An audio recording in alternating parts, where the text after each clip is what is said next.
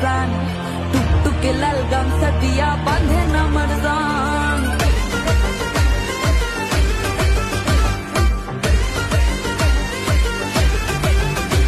হায় পরান্ডার এই জ্বালা আমি কেমনে ভাবে কই, তুইলা দিয়া পিরিত গাছে কাইরা নিলেন মই।